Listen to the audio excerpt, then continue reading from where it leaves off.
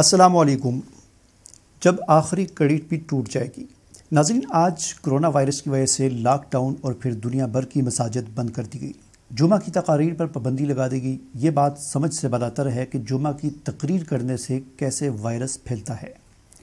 دنیا کے ہر ضروری سمجھے جانے والے کاروباری زندگی کو معمول کے مطابق چلانے کے لیے کرونا کی اس خوفناک وبا میں بھی انتظامات کیے جا رہے ہیں، حتیٰ کہ پوری دنیا پر غیر محسوس طریقے سے حکومت کرنے والے میڈیا کا کسی بھی ملک میں ٹیلی ویژن چینل، ایک ریڈیو اسٹیشن یا نشریاتی ادارہ بند نہیں کیا گیا۔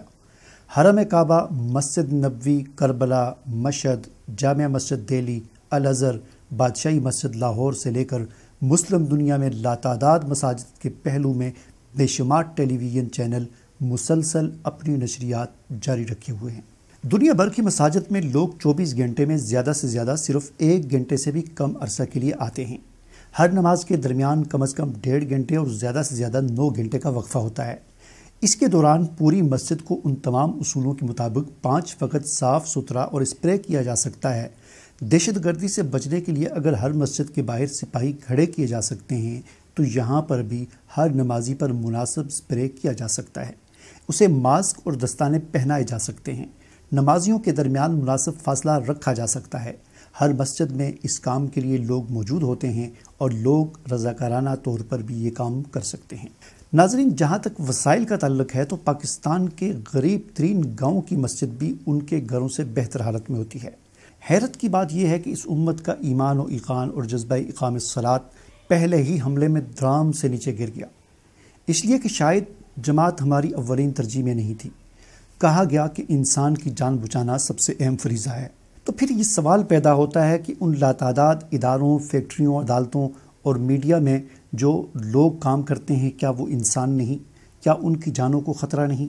ناظرین، مساجد میں عام آدمی کو، عام نمازی کو آنے سے روکنے کا اور نمازوں کو مساجد کے خادمین کی حد تک محدود کرنے کا اس امت نے آخر فیصلہ کر ہی لیا، اور یہ فیصلہ ایسے ہی ہونا تھا، کیونکہ مخبر صادق حضرت محمد صلی اللہ علیہ وسلم نے قرب قیامت میں واقعات کی جو ترتیب بتائی ہے، سب کچھ عین اسی طرح سے ہوتا چلا رہا ہے۔ حضرت ابو امامہ باہلی رضی اللہ تعالیٰ عنہ سے روایت ہے کہ حضور نبی کریم صلی اللہ علیہ وسلم نے ارشاد فرمایا، اسلام کی کڑیاں ایک ایک کر کے ٹوٹتی جائیں گی، جب ایک کڑی ٹوٹے گی تو لوگ دوسری کڑی کو پکڑ لیں گے، اور فرمایا کہ سب سے پہلی کڑی جو ٹوٹے گی وہ حکم یعنی خلافت ہے، اور سب سے آخر میں جو کڑی ٹوٹے گی وہ نماز ہوگی۔ مسند احمد، شعب الایمان۔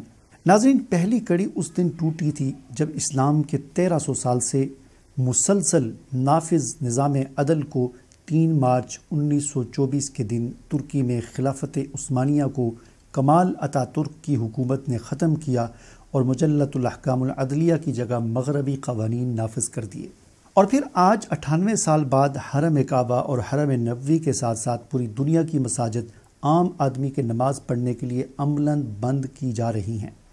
یعنی اس امت نے یہ فیصلہ کر لیا کہ ہم نماز کو مساجد میں جاری رکھنے کے لیے اتنا بھی اہتمام نہیں کر سکتے جتنا ایک ٹیلی ویژن چینل، فیکٹری اور عدالت کو اپنا کام جاری رکھنے کے لیے کرنا پڑتا ہے۔ معاملہ حج عمرے کی منسوخی کا نہیں ہے، وہ کئی بار معطل ہوئے اور پھر جاری ہوئے۔ معاملہ تو 5 وقت نماز کا ہے، جس کی معطلی کو ٹوٹنے والی آخری کڑی حدیث میں قرار دیا گیا ہے۔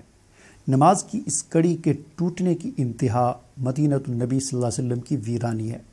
رسول اکرم صلی اللہ علیہ وسلم نے فرمایا، تم مدینہ کو بہت اچھی حالت میں چھوڑ جاؤ گے، وہاں صرف پرندے اور درندے رہ جائیں گے۔ آخر میں قبیلہ مزنیہ کے 2 چرواہے مدینہ طیبہ آئیں گے جو اپنی بکریوں کو آواز دیں گے، وہ مدینہ کو وحشی جانوروں سے گرا ہوا پائیں گے۔ بخاری شریف۔ مدینہ کی اس ویرانی کا آغاز بیت المقدس یعنی یروشلم کی آبادی سے جوڑا گیا ہے۔ رسول اللہ صلی اللہ علیہ وسلم نے واقعات کی ایک اور ترتیب بتائی ہے۔ حضرت معاذ بن جبل رضی اللہ تعالیٰ عنہ سے روایت ہے کہ رسول اللہ صلی اللہ علیہ وسلم نے ارشاد فرمایا، بیت المقدس کی آبادی، مدینہ طیبہ کی ویرانی، اور مدینہ طیبہ کی ویرانی بڑی جنگ کا ظہور، اور بڑی جنگ کا ظہور قسطنطنیہ کی فتح ہے، اور قسطنطنیہ کی فتح دجال کا نکلنا ہے۔ ابو داؤد شریف۔ ناظرین، رسول اکرم صلی اللہ علیہ وسلم نے ایک اور طرح بھی واقعات کی ترتیب بتائی ہے اور ان میں 2 مزید سانحات کا اشارہ دیا ہے۔ فرمایا، قیامت کی 6 نشانیاں شمار کر لو، میری موت، پھر بیت المقدس کی فتح، پھر ایک وبا جو تم میں شدت سے پھیلے گی، جیسے بکریوں میں طاعون پھیلتا ہے تو وہ مرنے لگتی ہیں۔ پھر مال کی کثرت اس درجہ ہوگی کہ ایک شخص 100 دینار بھی اگر کسی کو دے گا تو اس پر بھی وہ ناراض ہوگا۔ پھر ایک فتنہ جو اتنا تباہ کن اور عام ہوگا کہ عرب کا کوئی گھر باقی نہ رہے گا جو اس کی لپیٹ میں نہ آ گیا ہو۔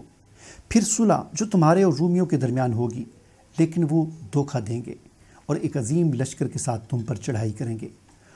اس میں 80 جھنڈے ہوں گے اور ہر جھنڈے کے ماتحت 12,000 فوج ہوگی، یعنی 9,60,000 فوج سے وہ تم پر حملہ آور ہوں گے۔ صحیح بخاری، ابو داؤد اور ابن ماجہ۔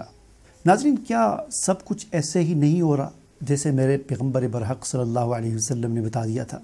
بیت المقدس کی آبادی کا اعلان اس دن ہو گیا تھا جب امریکہ نے اسے اسرائیل کا دارالحکومت تسلیم کیا، اور پوری دنیا کے مسلمان حکمرانوں نے اس فیصلے پر سر تسلیم خم کر دیا۔ اس کے بعد کے واقعات کی تمام ترتیب ویسے ہی ہے جیسے خبر دی گئی تھی۔ ہم اس بڑی جنگ کے دہانے پر کھڑے ہیں جس کی تیاری بیت المقدس کو آباد کرنے والے اہل روم اور یہودی کئی 100 سال سے کرتے چلے آ رہے ہیں، لیکن ہمارا حال یہ ہے کہ بے بسی کا وہ عالم جس میں دعا ہی مومن کا ہتھیار ہوتا ہے، ہم اللہ کی طرف پلٹنے والے دروازے خود بند کر رہے ہیں۔ اللہ تعالی ہم